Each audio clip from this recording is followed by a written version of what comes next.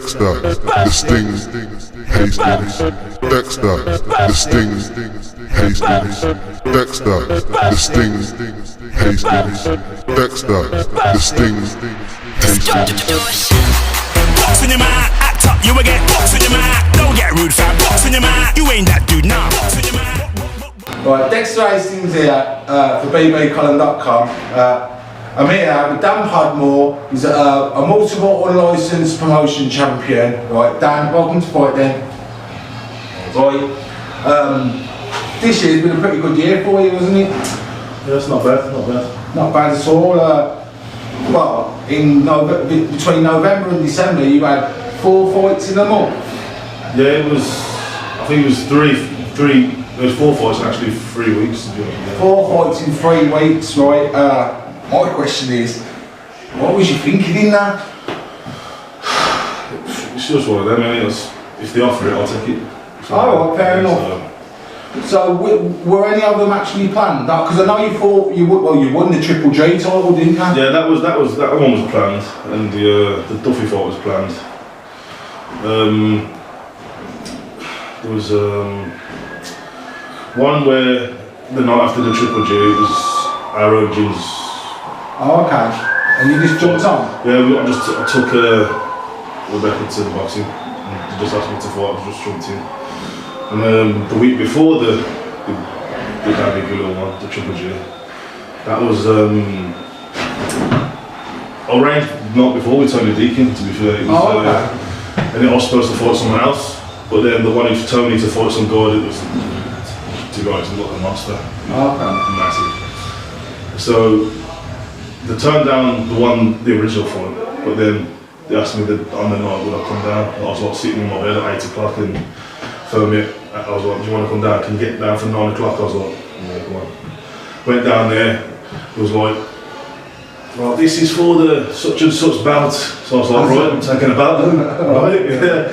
And then when he come out like this, fuck it, I swear it was massive.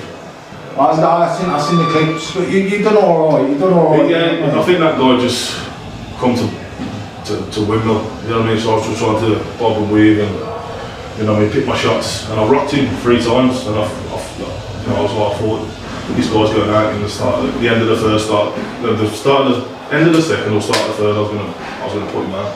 Okay. But then clash of heads. Oh, that was where the cut comes from. Give me a nice nice little. Right, so you got that cut, and then you had 3 ball fights in the next 3 weeks. Yeah. Fair play, that's not, you know what I mean? That is, well, you know what I mean? So where I come from, it's just one of them, you just made to fight. Do you know what? I'll commend that. That's an excellent thing to do. Your final fight and then 4 was on Showdown. Same show I won my title on.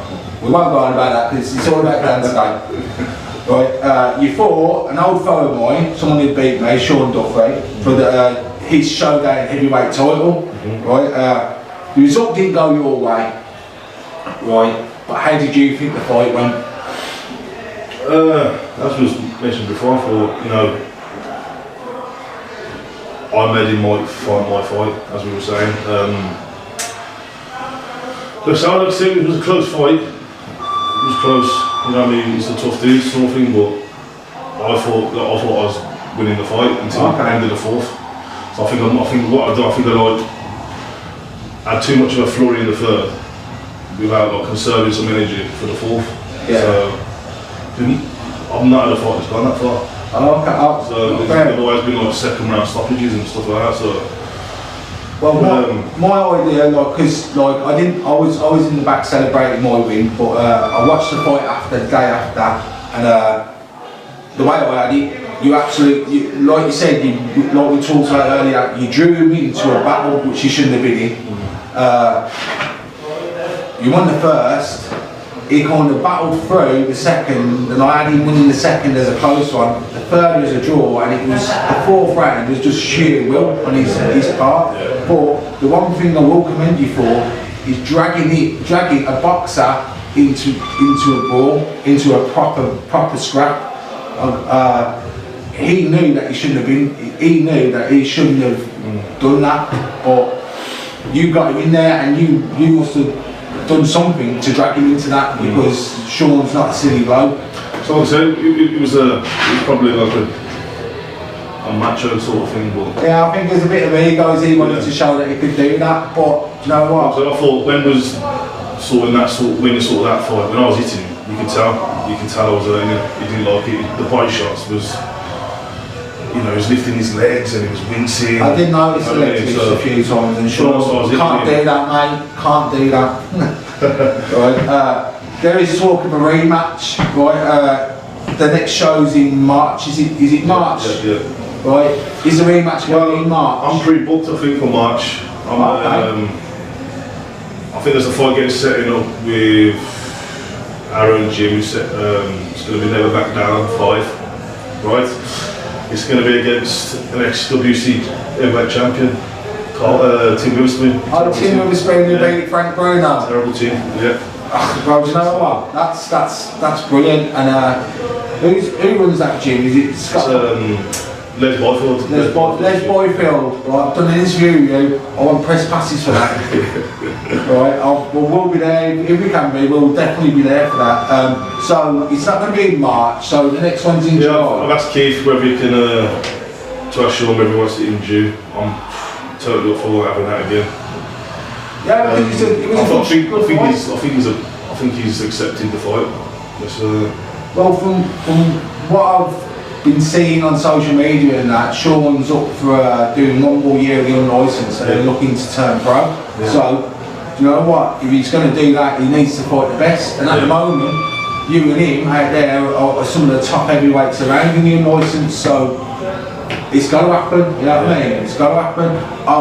And in July then, what we'll be hoping to do is put the BB Colin Challenge belt on the line, the heavyweight one. Yeah. Well, so that'll be another belt for you to win. And that one, do you know what? That goes across all the promotions. In a promotion belt, every promotion can have one. You know what I mean? Yeah. But there's only be one heavyweight, like the ring title. Yeah. You know what I mean? So you'll be fighting for that as well, right? So with us to say, you've got the Witherspoon fight. You got Duffy, but what's next for Dan Podmore? Is it the Witherspoon fight? Yes, I'm not gonna go taking every fight this year. Well, start of the year anyway. I'm gonna concentrate on actually getting better for that fight. Yeah. You know what I mean? So I need proper training if I'm gonna go some of the caliber of the team. Yeah, definitely. That's raising the bar a hell of a lot. Yeah, well, I have to challenge myself, don't I? So, yeah, I've got maximum respect for that, mate, so seriously. I'm going to be training my ass off for that. Hopefully get the win. And then I'm going straight into that showdown fight. All guns blazing. I'm going to be taking no fights around the surrounding dates. So this is going to be my full concentration. I'm going to come in. My cardio is going to be there. Got the last fight. I was fighting every week up till the fight. You know what I mean? I wasn't training. I was just going from fight to fight. Yeah. I was fighting. It turned into like a mini journey, man. And it took its toll. You know what I mean? I did get tired, but this time it's going to be a totally different. I'm going to be a next level beast. I'm sorry, Sean. I'm coming, mate. I'm coming. Don't worry about that. You heard it here first, Sean. Sean's on next week, by the way. Right. So have you got any inspiring words for all the people out there who watch you, like come and pay for your tickets, and for new fans as well? Well, I don't care who he is, I don't care where he's from. If he's my weight, I will fight him and I will beat him. Dan Podmore, Dan. Yeah. Thank you. No problem.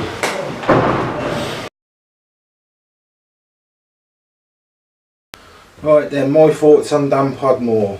The first time I saw him, I refereed him. I wasn't that impressed with his boxing, but what he does really well. And what he done against Sean Duffy in his last fight, he got him into a dogfight and come very close. Duffy had to pull out all the stops to get that victory. Dan had 4 fights in 3 weeks. You got to admire that, and he's a scrapper. He looks a good row, and I sparred him, and is a decent brawler. He's still got things he can learn. You know what I mean? Like we all can. But yeah, when he gets inside, he can have a go and he can get there. And he likes to bang. He's got a decent dig on him as well. That thing with Tim Witherspoon that he's doing, that's a bucket list one. That's amazing. You know what I mean? If he can go 3 rounds with Tim Witherspoon, you know what I mean? Even though he's knocking on in years now. Be a great thing for him, great achievement, something to tick off. As for him and Duffy, I still think, because myself I'm a boxer, so I still think the boxer beats the brawler every time, and hopefully Duffy brings his A game properly and boxes, because then he will ask Dan some questions. But Dan asked all the questions in the last fight. And if Sean goes down that road again and Dan's trained properly, could see a different outcome. But I'm looking forward to that, and just shows how well the heavyweights are doing in unlicensed boxing. Dexter, the Sting, Hastings. Dexter, the Sting, Hastings. Dexter, the Sting, Hastings. Dexter, the Sting, Hastings. Box in your mouth, act up, you will get box in your mouth. Don't get rude, fam. Box in your mouth, you ain't that dude, nah. Box